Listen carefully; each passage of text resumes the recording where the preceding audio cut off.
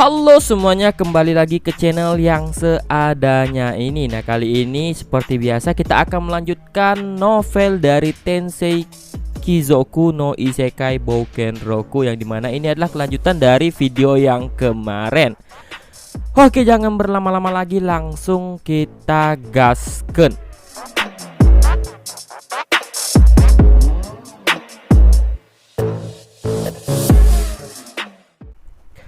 Nah, di video kemarin kan sampai pada pembahasan yang dimana Kain itu pergi ke tempat perdagangan budak dan dia membeli dua orang, bukan dua orang sih, ya bisa disebut dua orang lah, dua orang budak, yaitu si Lula dan Laura.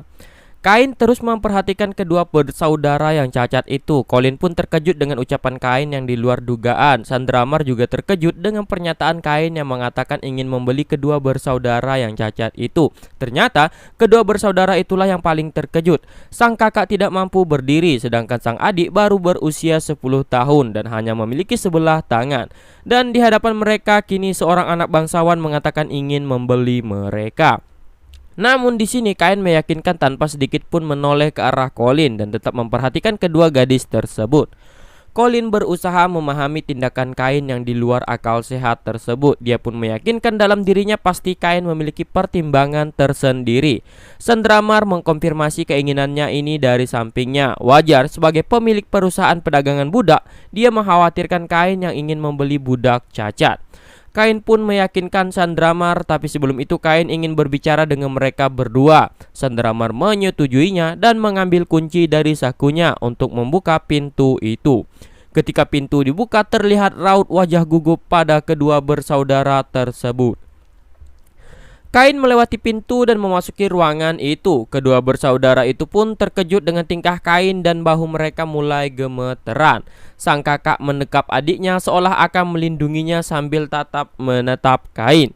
Kain berjalan perlahan mendekati kedua saudara itu dan berdiri di dekat mereka. Ia pun berjongkok untuk menyetarakan pandangan mereka dan mulai berbicara sambil tersenyum. Tampaknya mereka ketakutan dengan tingkah Kain. Anak yang mereka kira bangsawan mau repot-repot berjongkok untuk menyetarakan pandangan mereka dan tersenyum. Lalu Kain pun menawarkan mereka berdua untuk tinggal bersama dengannya. Mendengar penawaran Kain tersebut, kedua rubah putih bersaudara itu pun menatap wajah Kain dan menghadapi senyum tulus dari Kain. Lalu mereka pun mengangguk dengan lembut. Lalu Kain pun tersenyum karena mereka mau ikut dan dia juga ingin segera membawa mereka. Namun dia ingin menyelesaikan kontrak terdahulu.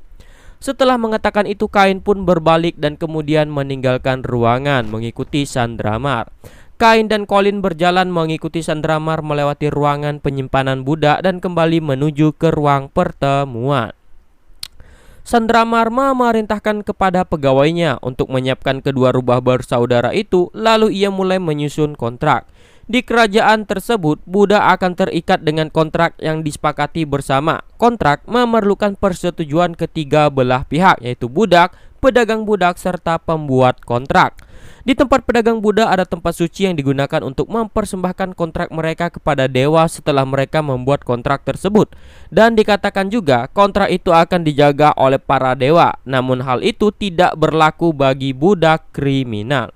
Sandramar menjelaskan bahwa harga mereka berdua hanya sebatas ganti rugi dari dalam pendidikan dan uang konsumsi selama di tempat tersebut. Karena kontrak Kain tertulis hanya melindunginya saja, jadi tidak dikenakan biaya apapun selain yang disebutkan tadi. Namun Kain beranggapan itu malah merugikan si pedagang. Tapi Sandramar tersenyum karena dia bukan seperti pedagang budak yang pada umumnya. Sandramar menyerahkan kontrak yang telah disusunnya kepada Kain. Setelah mengkonfirmasi isinya, ia pun memberikan kontrak itu kepada Colin untuk dikonfirmasi ulang. Colin pun mengatakan itu tidak ada masalah sama sekali. Setelah mendengar perkataan Colin, ia pun menandatangani kontrak tersebut dan meletakkan 2 koin emas dari sakunya. Kain juga memberi bonus ke Sandramar karena ketulusannya.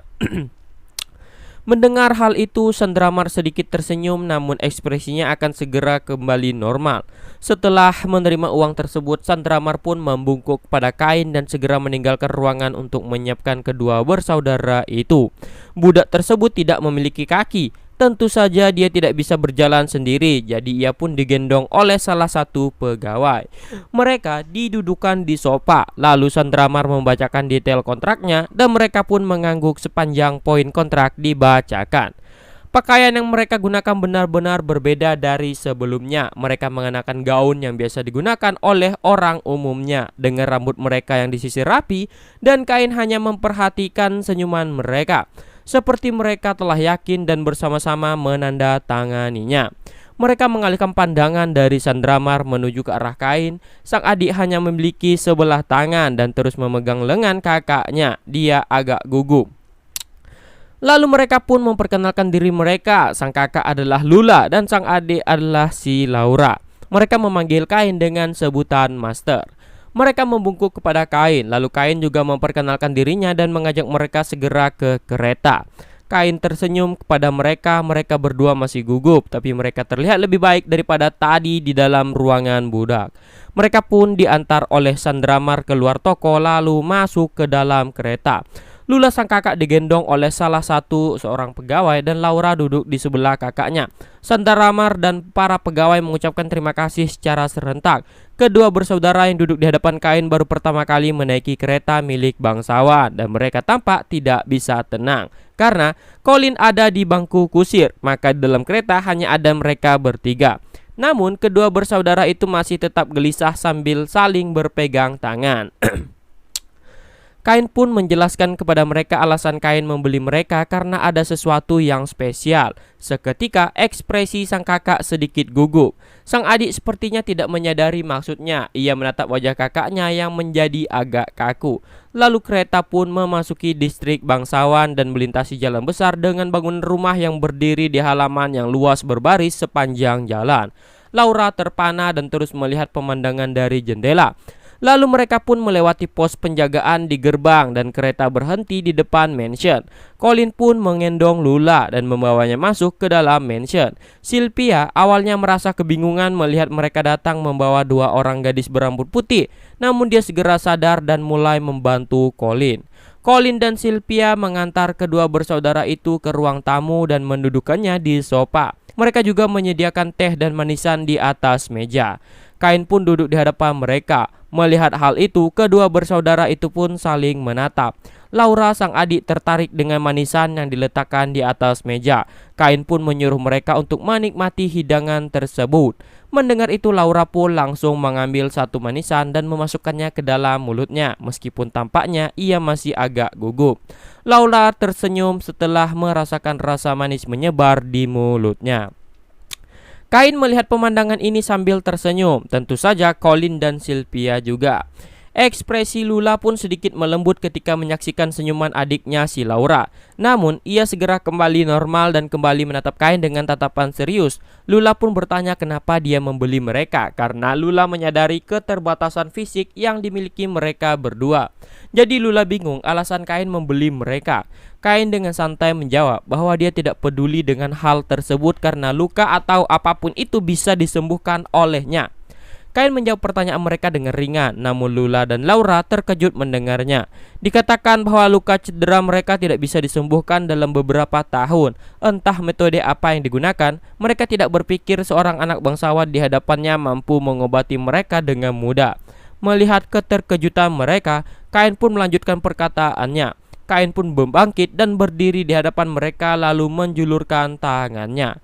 Kain menjulurkan tangannya dan merapalkan mantra sihir Perfect Heal. Seketika mereka berdua diselimuti cahaya putih yang belum pernah terjadi sebelumnya. Ketika cahaya itu redup dan menghilang, kedua kaki Lula yang mulus telah kembali. Begitu pula dengan tangan kanan si Laura. Sebenarnya bisa saja jika menggunakan extra heal, namun mereka telah mengalami cedera selama 2 tahun. Diperlukan sihir kelas atas untuk menyembuhkan mereka, dan Kain menggunakannya tanpa ragu. Bahkan di kerajaan kepercayaan Marineford, sihir penyembuhan kelas atas hanya dapat digunakan oleh pendeta agung dan kandidat pendeta agung. Bahkan kepala pendeta di setiap negara pun tidak bisa menggunakannya, dan dia menggunakan sihir legendaris ini kepada budaknya. Laura pun kaget karena tangannya sudah pulih. Colin dan Sylvia yang baru pertama kali melihat sihir kain merasa agak ngeri karena mereka paham seberapa legendarisnya sihir tersebut. Mereka masih tidak dapat percaya bahwa sihir yang selalu ada dalam dongeng dapat mereka saksikan di depan mata mereka. Dengan sangat gembira, Laura pun merentangkan kedua tangannya yang sudah pulih. Lula yang memperhatikan itu terkejut dan berusaha melihat kakinya, dan seketika air mata bercucuran mengalir di pipinya. Dapat dimengerti betapa sulitnya dia setelah kehilangan kakinya dan adiknya yang kehilangan sebelah tangannya. Lula pun memeluk Laura yang kegirangan karena ia menjadi budak sejak kecil. Nampaknya Laura tidak mengerti betapa berharganya sihir tingkat tinggi tersebut. Setelah memeluk Laura, Lula melonggarkan tangannya dan kembali menatap kain, dan dengan terharu dia pun mengucapkan terima kasih yang sangat mendalam. Melihat Lula yang membungkuk, Laura pun juga mengikutinya. Berkat sihir penyembuhan itu, raut wajah mereka pun sedikit membaik. Kain menyuruh pelayannya untuk mengurus mereka berdua. Colin dan Sylvia mengangguk pada pertanyaan kain. Lalu mereka berdua pun mengusap air mata setelah melihat adegan yang sedramatis itu. Lalu mereka pun diantar ke kamar mereka oleh Sylvia. Sementara Colin masih ngobrol dengan kain terkait alasan kenapa kain membeli mereka. Jadi Colin pun tanpa sadar dengan alasan kain. Namun kain mengatakan bahwa bukan itu saja alasan yang membuatnya tertarik pada mereka. Colin tidak mempermasalahkannya dan kain pun segera pindah ke kota Drintel menggunakan sihir transfernya. Oke, bentar dulu kita minum ya guys ya.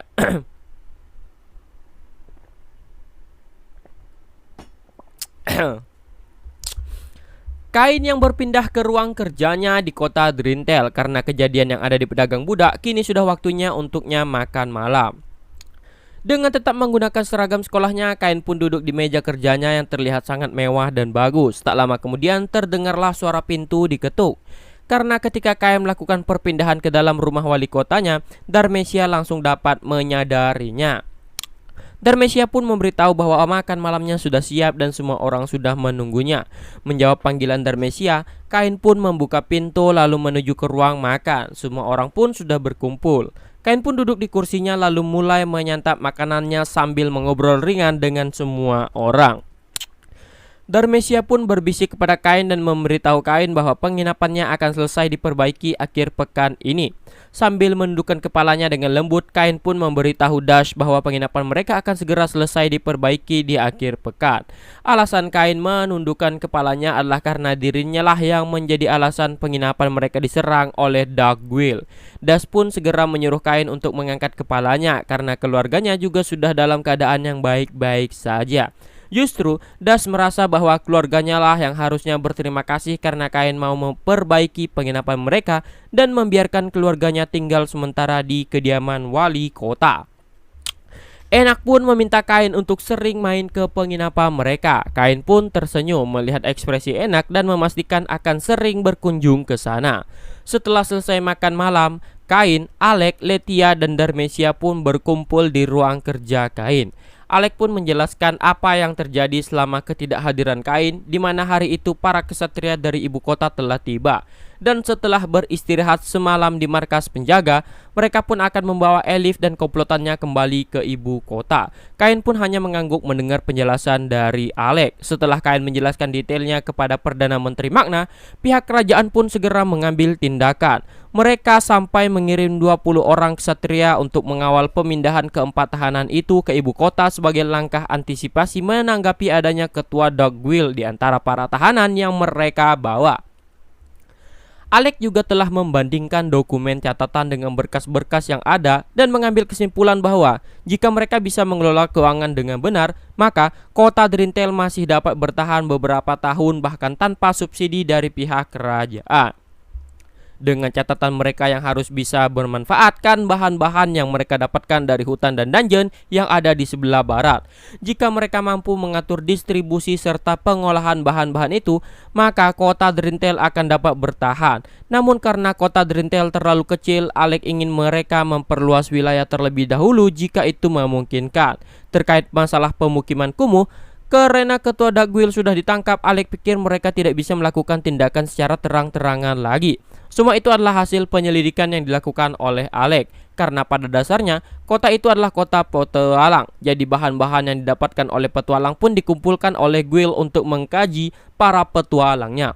Bersamaan dengan itu, Guild pun akan menjual bahan-bahan itu kepada perusahaan-perusahaan dagang, sehingga hal itu akan menjadi pemasukan untuk Guild, dan dengan mengenakan pajak pada setiap transaksi penjualannya, maka kota akan mendapatkan pemasukan. Dan dengan meningkatkan jumlah jalan raya, maka jumlah pedagang pun akan semakin banyak.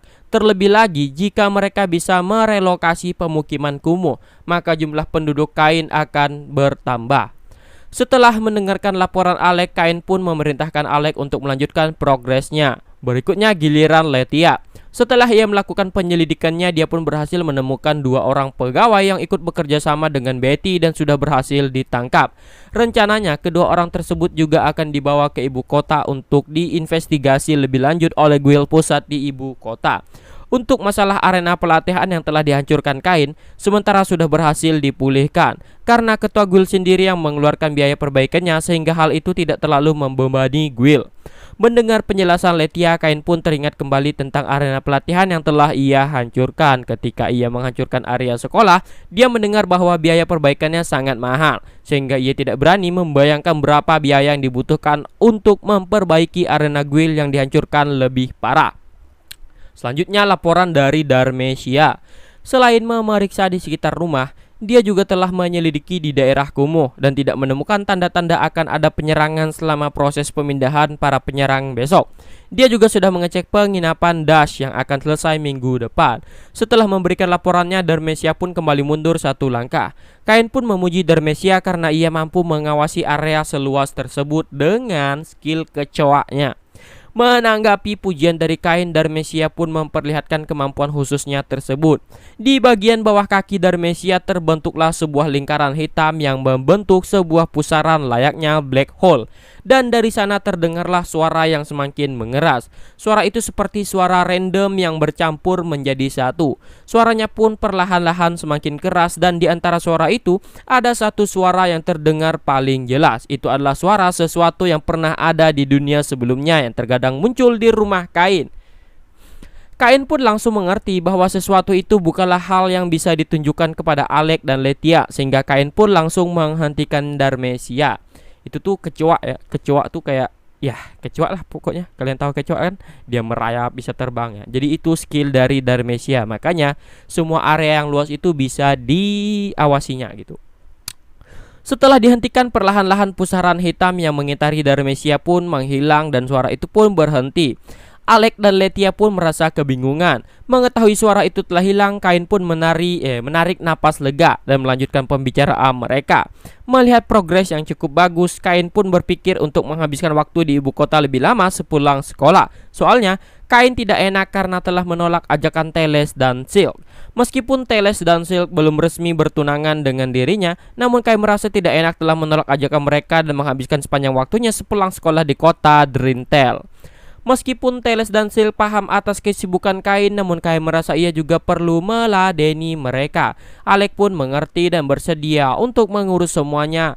Namun Alec meminta Kain untuk tetap hadir di akhir pekan. Dengan rasa simpati dari Alec, Kain pun dapat sedikit dibebas tugaskan saat hari kerja. Alec dan Kain pun saling menyetujuinya. Namun Lethia yang merasa penasaran pun pengajuan pertanyaan tentang Tiffany yang seharusnya menjadi tunangan Kain dan bukan Teles dan Silk. Ini bukan Tiffany ya, Tivana maksudnya. Alec pun sudah mengetahui soal pertunangan mereka dari Gump, namun Lethia tidak mengetahui hal itu. Alec dan Kain pun saling memandang, menyadari bahwa mereka telah terlanjur mengatakan hal itu. Alec pun memalingkan wajahnya seakan memaksa Kain untuk menjelaskan kepada Lethia. Kain pun menjelaskan yang sebenarnya bahwa telah diputuskan dia akan bertunangan dengan putri Telestia dan Silk, dan hal itu baru akan resmi diumumkan setelah keadaan Drintel menjadi lebih stabil. Mendengar hal itu, suara Lethia pun bergema di seluruh ruangan. Lethia pun meminta penegasan dari Kain tentang hal itu, namun Kain meminta Lethia untuk tidak menanyakan hal itu lebih lanjut. Mendengar penjelasan Kain, Lethia pun mulai agak tenang dan terduduk lemas di sofa meratapi nasibnya yang belum juga memiliki kisah asmara apapun di usianya yang sudah 20 tahun itu. Letitia pun hanya bisa bergumam dengan tatapan kosong, sedangkan Kain dan Alec melanjutkan pembicaraan mereka dan mengesampingkan Letitia yang sedang dalam dunia khayalannya. Meskipun Kain seorang pelajar, ia juga adalah seorang wali kota, sehingga ia harus membolos untuk menyapa para utusan dari ibu kota yang datang untuk menjemput para tahanan. Setelah pertemuan itu, Alec pun kembali ke rumah wakil wali kota. Letitia juga kembali ke kamar tamunya sambil terus berbisik kecil. Kain pun duduk bersantai sambil meminum teh yang disiapkan oleh Dharmesia. Dharmesia pun mengatakan bahwa Kain bisa menyerahkan semua urusan pengawasan kepadanya karena dia memiliki mata dan telinga di mana-mana. Mengingat mata-mata milik Dharmesia adalah serangga, Kain pun merasa sedikit ngeri. Kemampuan khusus Dharmesia itu adalah ia mampu mengendalikan berbagai jenis serangga yang ada di seluruh dunia. Kemudian hari itu pun semakin malam ketika mereka sedang mengobrol. Dan sampai di sini dululah untuk video kali ini. Banyak politik ya di animenya ya. Politik-politik tentang pembentukan daerah, pengurusan daerah dan sebagainya macamnya. Jadi tidak hanya kayak pertarungan-pertarungan gitu. Sama kayak halnya Tensura. Tensura itu kan banyak berbagai politik-politiknya juga gitu. Jadi ya mantap lah. Dah sampai di sini dulu untuk videonya. Sampai jumpa dan see you.